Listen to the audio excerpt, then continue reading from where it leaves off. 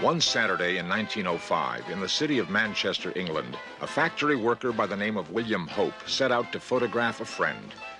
Mr. Hope, an amateur photographer, had been through the same process many times before, and certainly nothing about this day was different than any other. Once in the developing room, something unusual happened. At first, he wondered if he had forgotten to clean the photographic plates, but it soon became clear what had taken place. The image of a woman had appeared on the photograph. Hope's friend recognized her immediately. It was his sister, who had died 12 years before. Mr. Hope believed he had photographed a ghost. In 1964, this man, Ted Sirios, came to the attention of a group of scientists and psychologists when he claimed to have taken photographs solely with the power of his mind. A series of experiments were conducted that confounded all those present. The photographs he produced were simply unexplainable.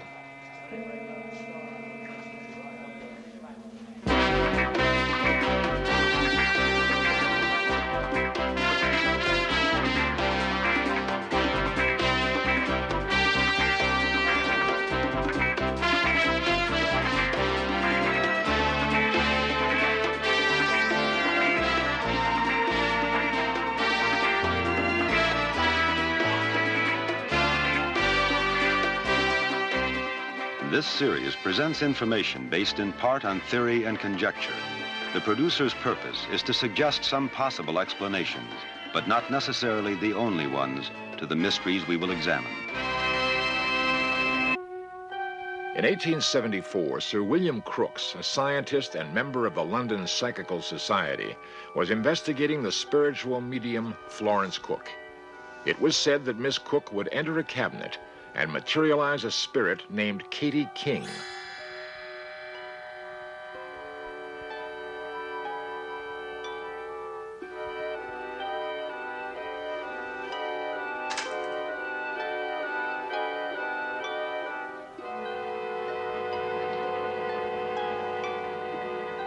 Though he believed he saw her with his own eyes, he was still not convinced that she and the medium were not one and the same person.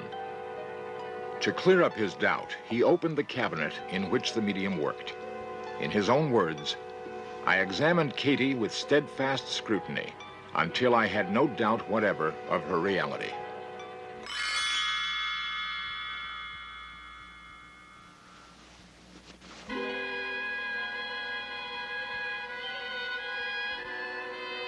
Vernon Miller is a photographic expert from the Brooks Institute of Photography.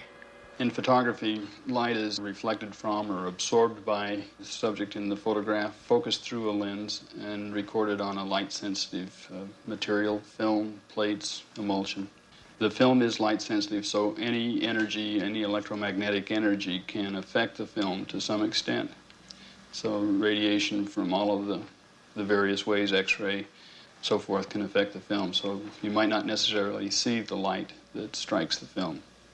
I've seen many examples of accidental ghost photography. I've seen very few, if any, actual examples of a process. Most of the ghost pictures that I've seen are examples of double exposure techniques, where one image was recorded against a dark background, and that image superimposed on a normally lit scene so that you can see the brighter image against the normal scene. This particular picture seems to be quite a production. This is not accidental. The photographer wanted to achieve this effect. There are a few clues. The ghost image is quite bright against a darker background, indicating that he was illuminated some way that would show him against that. We can see 2 or 3 images of the hand as it goes up the banister. Many times there are other clues. The ghost scene will be lit artificially with a directional light, as in this crucifixion scene. It appears that these are miniatures that were lit artificially, and then the combined scene was done in daylight under a different light condition. Ever since the first photograph was taken in 1826, no images have been more surprising or more controversial than those reported to be ghost photographs. Experts will continue to disagree on a phenomenon that theoretically records the presence of entities that are invisible to the naked eye. Attempts to cross the thin line between life and death have occupied man's mind for centuries. Perhaps photography, recording the subtleties of light and energy, can provide a glimpse into the other realm. William Hope, Sir William Crookes, and others were convinced this is so. This is known as the Armistice photograph and was taken on Remembrance Day near the London War Memorial in 1923. It purportedly shows an entire battalion killed in the Great War and gripped the public imagination like few other photographs before or since. But the question of how these images got onto film is still in debate. Raymond Bayless is a psychic investigator who has researched hundreds of ghost photographs. There are two main theories. One, of course, is that the origin of all psychic phenomena comes from the mind of an individual operating through the subconscious, and the other main theory is that the phenomenon itself is in some way instigated by a surviving spirit. I've taken part in some experiments that I believe were authentic, that is, that authentic psychic photographs were taken.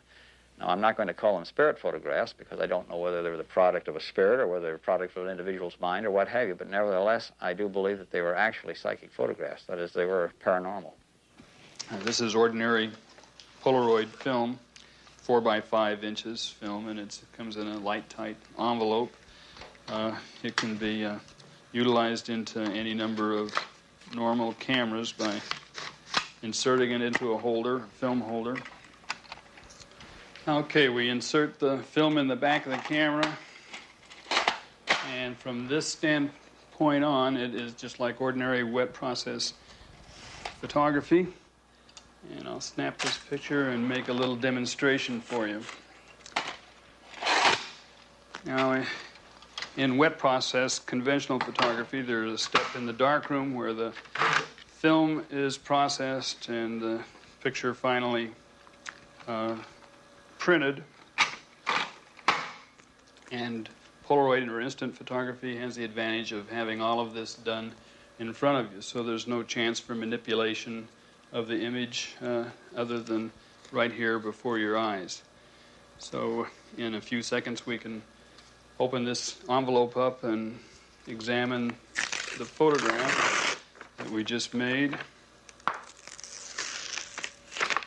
And here we have the image that we just photographed just now and a ghost-like image of another face that was made prior to the exposure just at this time.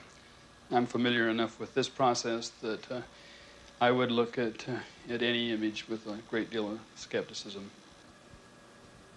Many times scientists go into experimenters with blinders on. That is, they have become so biased due to prevailing views, customs of thought, so forth, that they're no longer capable of actually examining an experiment. They may, for example, take part in an experiment, admit that all of the controls were perfect, that there was nothing wrong whatsoever, but then a few days later, they suddenly find that their view is changing. They no longer can accept it. But this is not the result of thought. This is the result, as I say, of a prevailing bias. They simply cannot examine an experiment clearly. There have been spirit photographers that have produced real psychic photographs, and in my opinion, and they have also resorted to fraud. There have been some photographers that apparently never resorted to fraud, or practically never. Bouguer was a very famous early spirit photographer, one of the pioneers, you might say. He made vast numbers of these photographs, some apparently real. But in 1875, Bouguer was put on trial for fraud by those who felt that the idea of photographing spirits was preposterous. Fraud could not be proved, and Bouguer went on to produce many more spirit photographs, some reportedly under rigid test conditions. I found a flower. Not all such cases were so bitterly fought. In 1917, Sir Arthur Conan Doyle came upon an incident that soon became well known throughout Europe. He reported that 2 young English girls, while playing in the woods near their home, believed they saw a gathering of fairies. They returned to the spot soon afterward and took these photographs.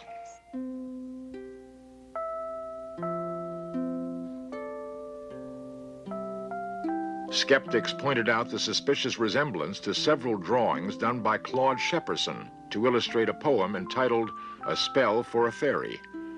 Episodes such as this tended to cast doubts on spirit photography. Natural cave formations in Southern California provide photographer Seymour Locks with fertile ground for picking up energies from past civilizations. Coming into the cave area, what I was feeling was simply that it had been used by somebody. It was just a message that I was getting.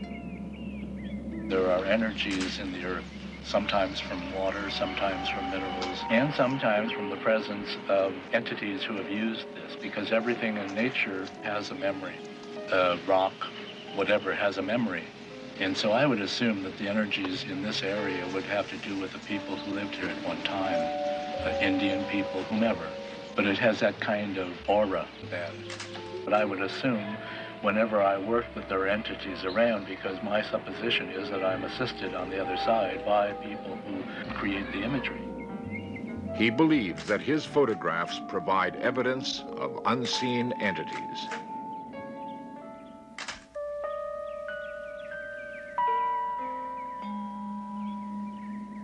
More than 10 years ago, unexplainable images began appearing in photographs taken by Seymour Locks.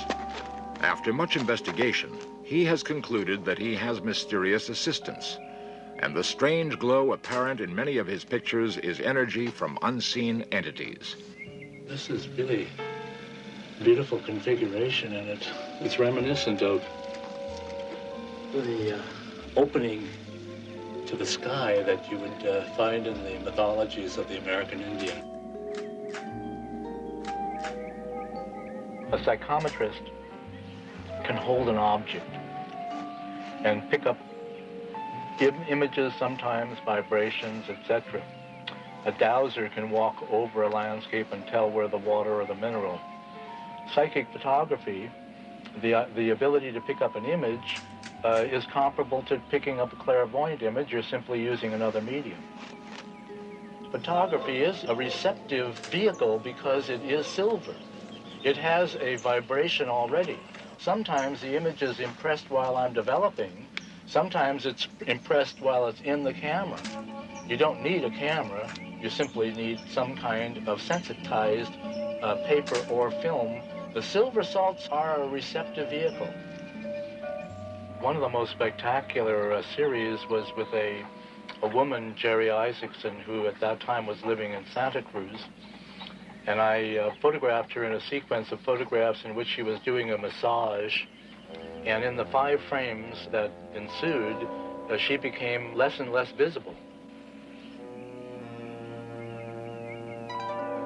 My experiences have been that white light is projected from the healer, and that they become transparent. Transparency and a luminosity seems to be prevalent in those photographs I've made of the healers. In one remarkable photograph, a human face stares at us from another time and space. After a seance, I wanted to see what I might pick up, because I was still feeling, as I generally do after a seance, the room is very, very strong because you've been building the energies, so-called, in that environment. The so-called upper levels of consciousness are apparently available more frequently to more and more people these days for whatever reasons we don't know. And they seem to go in cycles, and they tend to come in turbulent periods of time.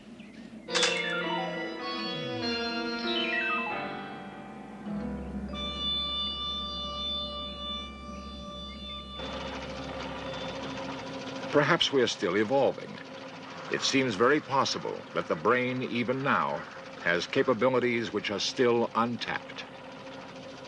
Dr. Michael Graves is a neurologist in Los Angeles and is keenly aware of the bewildering complexity of the mind. How the brain actually works when we do something as simple as think or say a sentence is something that we know really very little about. As clinical neurologists, we know that certain parts of the brain can be destroyed and the individual doesn't suffer. So there are parts of the brain with no obvious, easily identifiable function, but I believe that there must be some function for all parts of the brain. Modern brain scans actually give you a picture that looks as if someone's head has been sliced into serial sections, just as like a loaf of bread is cut. This is a cross-section of the patient's brain. The intensity of the color indicates the intensity of metabolism of the brain tissue. For example, here we see a red area in the temporal lobe of the brain. That's the part of the brain which is metabolizing or using energy the most intensely. Other areas are yellow or even blue. They're using energy less intensely. This technique could tell us what part of the brain is most intensely operating during any mental function, including telekinesis or any psychic phenomenon. Once we get that step is accomplished, there would still be unanswered questions as to how that part of the brain did that job.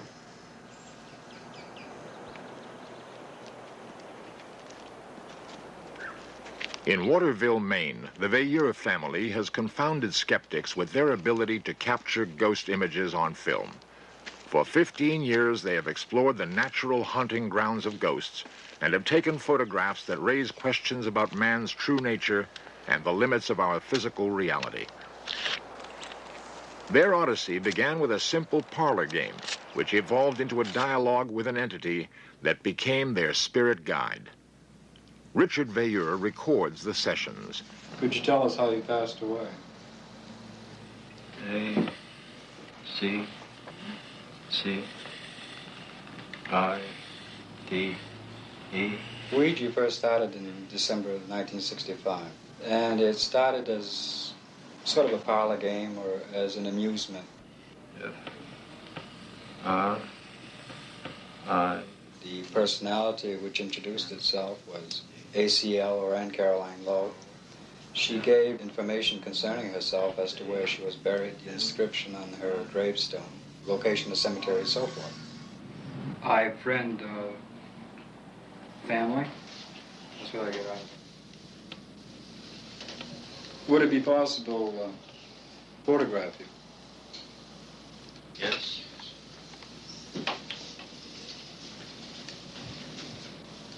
They were given the location of Anne Caroline Lowe's gravesite.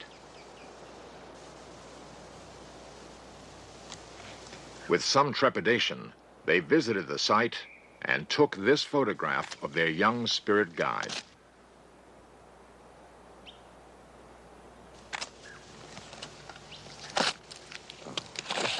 Though they photographed in a wide variety of situations, researchers couldn't find any deception involved in their method.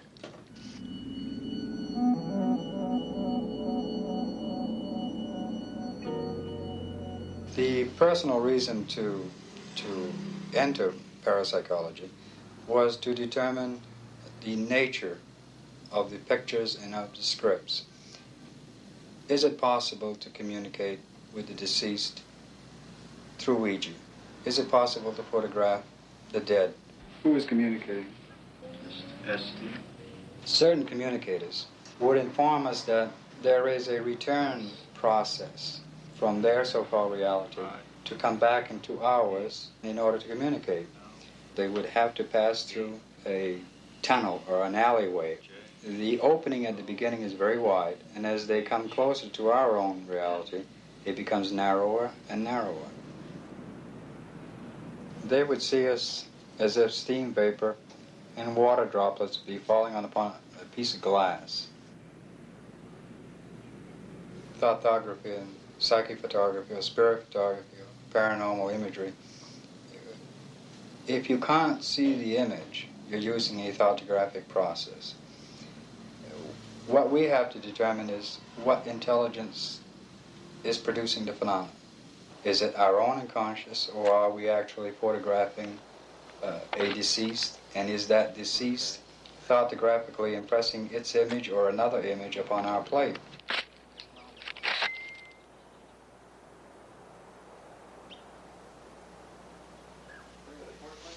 In 1966, in Denver, Colorado, a series of tightly controlled experiments are conducted.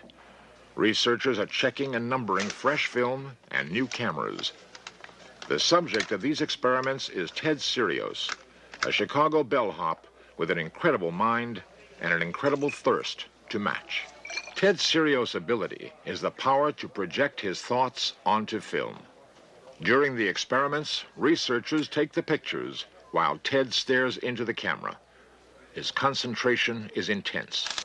His pulse rate rises to 120 or more. The results are staggering. Images of all kinds begin appearing on the film. A target photograph, unseen by Ted and known to only 2 of the researchers, is the image that Ted tries to duplicate. Sometimes, when he is sure he has the photograph, he shouts, "I got it that time." An amazing aspect of the pictures is that they often contain small errors in form. They are not quite exact duplicates, like the inverted strut of this plane. It is as though that part of his brain that does these things can't make up its mind about the target picture.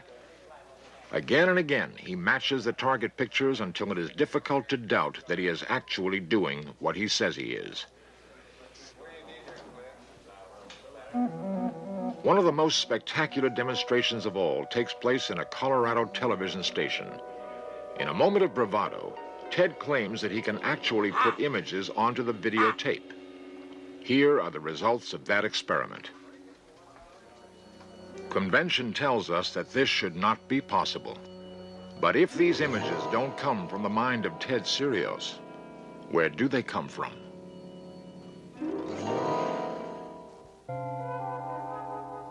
Images from the far reaches of our imagination.